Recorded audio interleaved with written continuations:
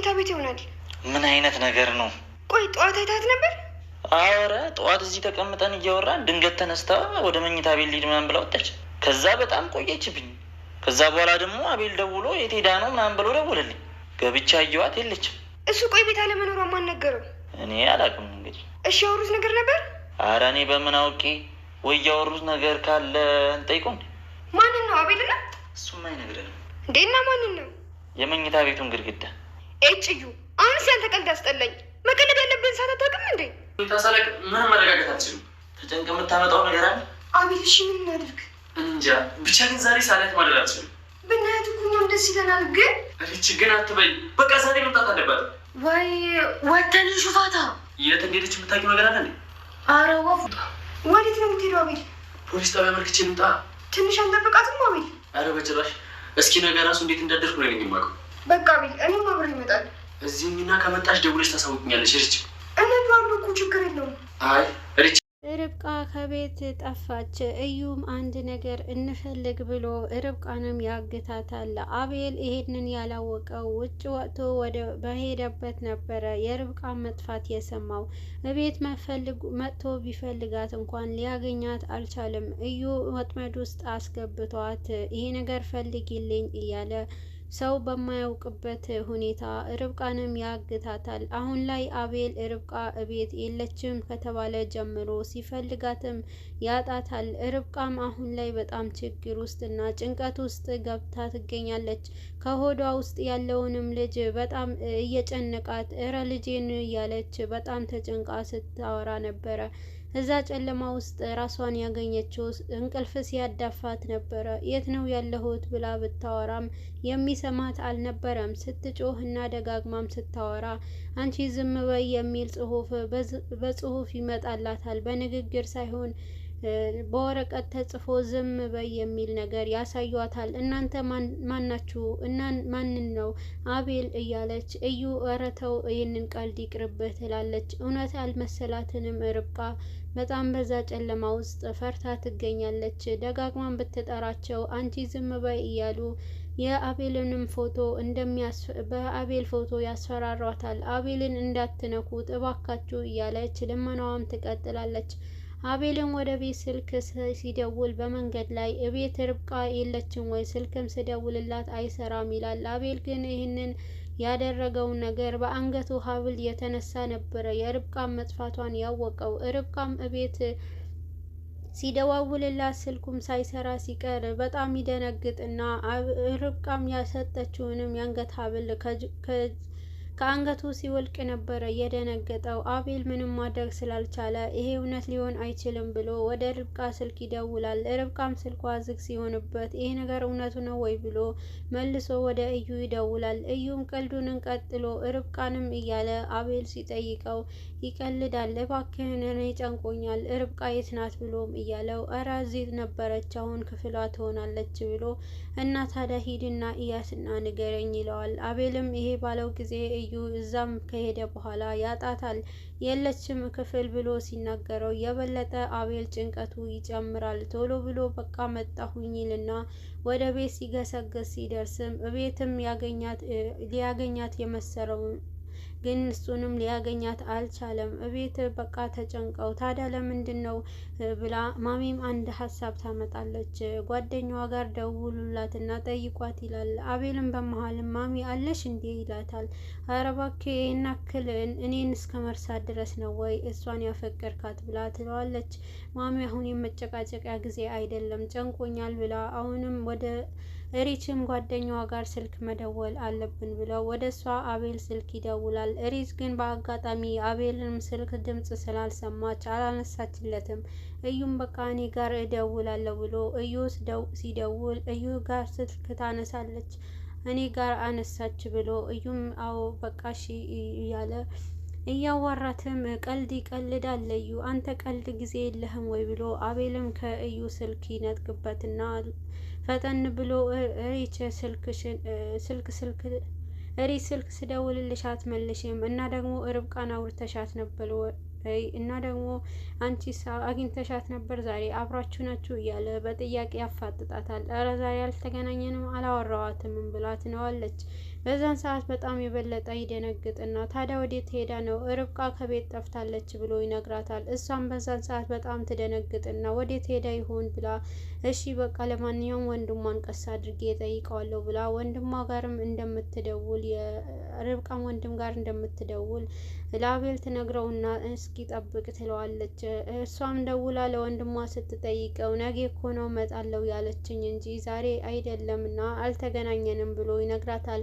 ሪችም የበለጠ ጭንቀቷ ጨምሮ አቤልም እቤት ውስጥ እየተንጎራደደና ሁሉንም ጭንቀቱንም እያስወገደ ምንም እንኳን በጩኸት እዩ ላይ ቢወጣበትም አቤል ርብቃ በመጥፋቷ በሀሳብና በጭንቀት ውስጥ ይገኛል። ሪችም ስልክ ስትደውልለት ያገኘቻት መስሎት ነበርና ርብቃም የለም ወንድሟም አላገኘኋትም እና ብሎኛል ብላ ትነግረዋለች። በዛን ሰዓት በጣም ይበሳጫል። የት ሄዳ ይሆን እሺ ብሎ የበለጠ በጣም ይበሳጫጭና ሁሉም ነገር ከአቅሙ በላይ እንደሆነ ያወራል። ሪችም በቃ እመጣለሁና እዛው እናወራለን ብላ ቶሎ ብላ ወደ ቤት እንደምትመጣ ትነግረዋለች። አቤልም እሺ ብሎ ከዛም ይወጣል። እሺ በቃ ብሎ በቃ ከዚህ ልውጣ ብሎ ወደ ክፍልም ይሄዳል። ክፍልም ሄዶ ርብቃ እያለ ርብቃንም ይጣራል። ሪችም ቶሎ ብላ ወደዛ በመጣች ጊዜ በጣም ሁላቸውም ሲወያዩ ነበረ። ወዴት ትሄድ ይሆን? ወዴት ሄዳ ያለቻችሁ ነገር አለ ወይ ብሎ አቤልም በጭንቀትና በፍርሃት ያወራቸው። እረ እኛ ምንም አላገኘናትም ብለው ይናገሩታል። በመሀልም ወደ ክፍል ሄድ ብላ ነበረ፣ በዛውም ሄዳ እዛውም ቀረች። እኔ ግን አግኝቻት ነበረ ጠዋት ላይ ብሎ እዩም ይናገራል። ያለምንም እፍረት እዩ ሁሉንም ነገር ካደረገ በኋላ ርብቃንም እንዳላያት ያ ሁሉ ጭንቀትን እንደተጨንቀው እያየ አይናቸውን እያየ ይዋሻቸዋል። ሪችም የአቤል ጭንቀት አይታ እሷም የበለጠ በርብቃ ቦታ ሆና ትጨነቅለታለች። አቤልም ርብቃ እያለ ክፍሏም ውስጥ ሲፈልጋት ያጣታል። በጣም ከምንም በላይ በክፉ ጭንቀት ውስጥ ገብቶ የት ሄደሽ ነው? እየቀለሽብኝ ከሆነ ከዚህ በላይ አታስጨንቅኝ ነይ ውጪ ይላታል። እሷ ግን የለችም። ብቻውንም ሲያወራ የሰማች ሪች ቶሎ ብላ ወደ ክፍል ስትመጣ አቤል ርብቃ አገኘሃት እንዴት ትለዋለች። ኧረ አላገኘኋትም ይላታል። ታዲያ ከማን ጋር ነው ስታወራ ስትጠይቀው አይ ብቻዬ ነበርኩኝ ይላል። ይሄ ብቻውን ማውራት ያስጨነቃትም ሪች ለእዩ ስትነግረው ነበረ። አቤል እኮ በጣም ጭንቀት ውስጥ ገብተዋልና ብቻውን እስከ ማውራት ድረስ ደርሰዋል ትለዋለች። እዩም እየቀለደ ታዲያ ምን እናድርግ አሁን በቃ ምንም ማድረግ አይቻልም ይላል። ሁሉም ነገር ይስተካከላል ይላል። እሱም በዛን ሰዓት ቀልዱንም ቀጥሎ እዩም ሁሉንም ነገር እንደሚሳካ ይነግራታል። እሷም ተጨንቃ አሁን በቃ እሺ ቀልድህን አቁም ትለዋለች።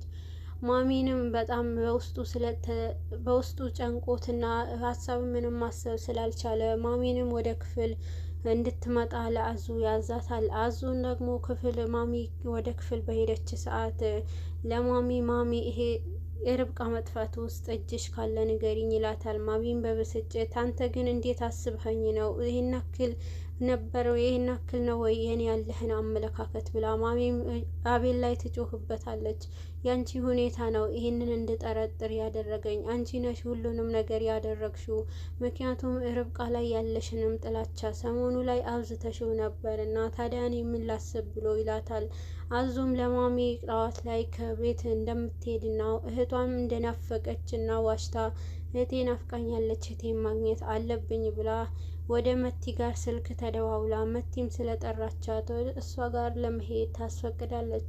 ፍቃዱንም ማሚ ብትሰጣትም እዩ ለምን ትሄጃለሽ ብሎ የእሱ ነገር እንድታሳካለት ስላሰበ አይሆንም እያለ ማሚ ግን ለአዙ ፈቅዳላት ሁሉም ነገር ምግብ አዘጋጃጅተሽ ሂጂ ትላታለች። አዙም እሺ ብላ ምግቡን ካዘጋጀች በኋላ ወደ መቲ ትሄዳለች። መቲም ካገኘቻት በኋላ የርብቃ ሁኔታ ስታጠያይቅ እውነትም እርጉዝ ናት ወይ ብላ ትላለች። አዎ እርጉዝ ናት፣ ደግሞ ምርጥዬ ናት ብላ ርብቃንም እንደምትወዳት አዙም ትነግራለች። ምን እያልሽ ነው ብላ መቲም በምትጠይቃ ሰዓት ያውቄ እኮ ነው እኔ የሚልሽ ያው እንዳልሻት ናት፣ መጥፎ ሴት ናት ብላ ትነግራታለች። ርብቃንም የርብቃ ሁኔታ የመቲ ፊት ታስመስላለች። አዞ ግን ደግሞ አሁን አንቺ ዛሬ የጠራዎች ለአንድ ጉዳይ ነው። እናም ይህን ነገር በስነ ስርዓት ታደርጊልኛለሽ ብላ ትላለች። ምን ችግር አለው? የኛ ያራዳ ልጆች ምንም ከማድረግ አንቆጠብም እና ሁሉንም ነገር ማድረግ እንችላለን ትላታለች። እሺ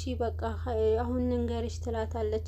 የሆነ መድኃኒት አለ ይህንን ለርብቃ ትሰጫታለች ስትላትም መድኃኒት ምንድን ነው? ለምንድን ነው የምትሰጫት ስትልም ልጇንም ለመግደል ነው ስትላት፣ ታዲያ ልጇ መቼ ወለደች እያለች አዙም ባክሻ ዝም ብለሽ እንትን አትበይ፣ ልጇ ውስጥ ሆዷ ውስጥ እንዳለ እንዲሞት ነው የምፈልገው ትላታለች። በዚህን ሰዓት አልስማማም ብላ ይህን ነገር እንደማታደርግ ትነግራታለች። እሺ ይህን ነገር የማታደርጊ ከሆነ የአንቺ ቤተሰቦችሽም በህይወት አይኖሩም፣ አንቺ ይሄ ምርጫ ከፈለግሽ ሂጂ ትላታለች። አዙም አዎ በቃ ይሄዳለሁ ብላ ብድግ ብላ ትነሳለች። ግን ደግሞ ሀሳቧ ይህ ነገር ከቤተሰቦች አይበልጥም ብላ መልሳ ትስማማለች። አቤል አሁን ላይ በጣም ተጨንቆና ወደ ፖሊስ ጣባ ሄዶ ያመለክታል። ፖሊስ ጣባን ካመለከተ በኋላ ለ24 ሰዓታት እንጠብቅ ብለውት ሲጠባበቅ ስልክ ማንም ይደውል የለም።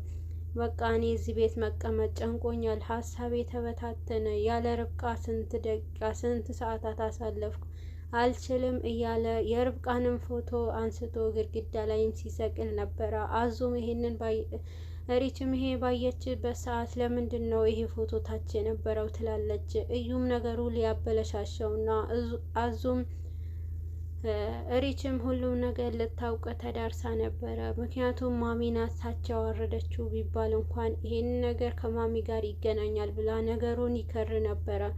እዩም ማሚ ብሎ ሲል አቤልም ማሚ እኮ ናት ስታጸዳ እዚህ አስቀምጣው ነው ብሎ ነገሩን ይሸፋፍናል። እንደዛ ከሆነ ብላ ሪችም ትስማማና አቤል ግን በቃ አሁን እንቅልፍ እንኳን መተኛት አልቻለም እና አሁን ላይ ሪችም እንቅልፍ ተኛ፣ ይሄንን ነገር ለርብቃ አይበቃ ይሄንን ለሷ ምንም ነገር አይጠቅማትም ትላለች። በመሀልም ርብቃም ያገቷትንም ሰዎች ውሃ እንደጠማትና ውሃ መጠጣት እንደምትፈልግ ልጄም ውሃ ጠምቶታል እባካችሁ ስጡኝ ትላለች። ርብቃ ግን አሁን ላይ በጣም እየተሰቃየችና በሷም ስቃይ አቤልም እየተሰቃየ ይገኛል።